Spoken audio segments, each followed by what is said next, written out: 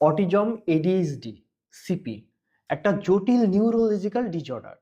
সাধারণত বাচ্চার ক্ষেত্রে দেখা যায় যেটা বাচ্চার জন্মের সময়ই এই ধরনের সমস্যা নিয়ে জন্মগ্রহণ করে। অর্থাৎ মাতৃগর্ভে থাকা অবস্থায় বিভিন্ন ত্রুটির কারণে এই ধরনের সমস্যার সম্মুখীন হয়। আবার অনেক ক্ষেত্রে দেখা যায় যে জেনেটিক্যাল বিষয়ে এর ক্ষেত্রে অনুঘটক হিসাবে কাজ করে।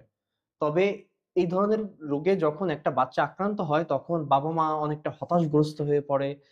তারা কি করবে কোনো মানে অ্যা উপায় খুঁজে পায় না। এর কারণ একটাই হচ্ছে যে তারা উপযুক্ত ট্রিটমেন্টটা কি? এই জিনিসটা তারা জানে না। তথাকথিত আধুনিক চিকিৎসা পদ্ধতি এলোপ্যাথিতে এর কোনো কার্যকর ট্রিটমেন্ট নেই বললেই চলে। ওদের কাছে আছে কেবল এই কিছু ঘুমের ওষুধ, নার্ভটাকে ব্রেইনটাকে শীতল রাখার কিছু ওষুধ। তা ব্যতীত ব্রেইন ডেভেলপমেন্ট এর যে একটা প্রক্রিয়া আছে, ব্রেইন ডেভেলপমেন্ট এর যে একটা মেডিসিন থাকে এটা ওদের কাছে নেই।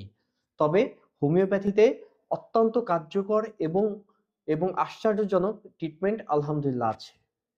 এবং একটা পেশেন্ট যদি আপনার অল্প বয়সে আমাদের নিকট আসে এবং নিয়মিত ট্রিটমেন্ট গ্রহণ করে, খুব দ্রুতই ইনশাআল্লাহ সে স্থায়ীভাবে আরোগ্যের দিকে ধাবিত হয়। তাই আমি অভিভাবকদের বলবো যে আপনার অন্ততপক্ষে একটা ক্লাসিক হোমিওপ্যাথি মেডিসিন একজন অভিজ্ঞ চিকিৎসকের নিকট থেকে গ্রহণ করুন। ইনশাআল্লাহ আপনারা সুফল পাবেন।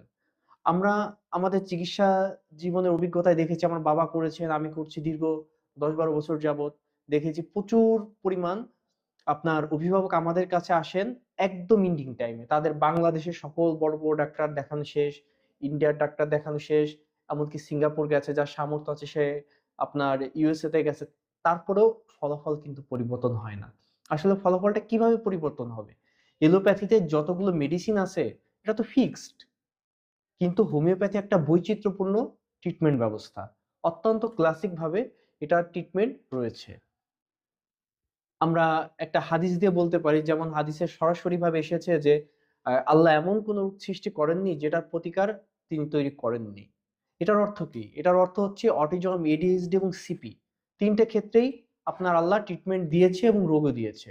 হয়তো এই সঠিক ট্রিটমেন্টটা আপনাদের হাতে পৌঁছায়নি অথবা এটা সম্পর্কে আপনারা জানেন না। তাই সামাজিক দায়বদ্ধতা এবং এজ এ ডাক্তার হিসাবে দায়বদ্ধতা বলেন, এটা জানানোর প্রয়োজন আমাদের যে আপনারা হোমিওপ্যাথি ট্রিটমেন্ট করুন, ক্লাসিক হোমিওপ্যাথিতে আসুন, অভিজ্ঞ চিকিৎসকের নিকট আসুন।